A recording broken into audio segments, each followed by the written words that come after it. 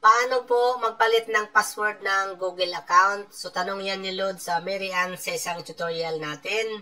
So, ganito lang Lods ang gawin mo para po mapalitan ng password ng inyong Google account, Gmail account man or email account. Ganito lang po. So, marami naman pong paraan para po makapagpalit tayo ng password sa ating mga account. Pwede po tayong gumamit ng setting, Gmail apps, Google Photo, Google browser or Drive po, kung ano man pong application ng papamayari ng Google. So, dito lang sa gagamitin ko na lang ay setting. So, lahat tayo para lahat tayo merong ganyan. So, i-click nyo ang setting ng inyong mga cellphone o hanapin nyo. Dito sa setting ng inyong mga cellphone, mga loads, hanapin nyo lang po ang inyong Google. Ayan, option na yan, button na yan. Google or account po or password or security account. So, hanapin nyo lang po yan, katulad sa akin sa Google. Open nyo lang po.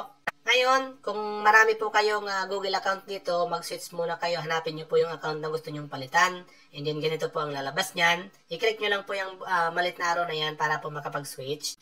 Pag okay na po, i-click mo na po itong manage your Google account. And then, mapupunta ka po load sa iyong Google account. Ito na po ang inyong Google account. So, dito, para palitan siya ng password, iswipe mo lang ito pagilid. Ayan. And then, pumunta ka dito sa security button. Click mo yan. And then dito po, mapupunta ka po dito. Scroll up mo lang po. Ayan. So, makikita nyo po dito yung password. Ayan po. I-click mo lang po yan. Inalabas po ito mga loadis. So, password. And then dito po, may dalawang button kayong kailangan lagyan. New password mga loadis. So, ilalagay po natin dito yung new password ng ating mga Google na gusto po natin ipalit. And then dito sa confirm new password, parehas po dapat yan mga loads. Okay? So, wag po tayo magkamali or wag po tayo magbago ng kahit anong man pong isa. So, siyempre po, pag nagagawa po tayo ng password, kailangan po at least 8 characters. So, wag po tayo maglalagay ng mga weak na password. Dapat po may big letter capital, may small letter po, mayroon din pong number, and then may special character mga loads. Okay? So, example, ganyan po. Ayan. Pwede nyo pong, ganyan pong mga gayahin nyo, ha? So, kasi pag may na po, mas madaling ma-hack yung mga account. Pag nalagay nyo na po yung prepared nyong password, i-click nyo na po itong change password button. And then, mag-changing po yan. Your password has changed po. Ayan po.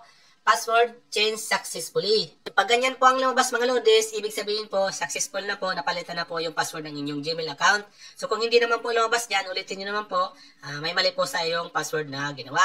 Pag okay na po ganyan, pwede nyo na pong i-get started or pwede nyo pong i-close yung inyong mga account. Simple get started tayo para kung yung mga i-check po tayo sa ating mga account. So, dito po, pwede po kayo mag-add ng mga recovery number. Kayo na po bahala, may mga tutorial po tayo yan mga loads. Okay? So, ganun lang po ang mga loads. So, sana po nakatulong. Kung may katanungan ka po, mag-comment ka lang po sa comment section ng video na to at sasagutin po natin yung loads sa abot ng ating makakaya. Hanggang sa muli, much love.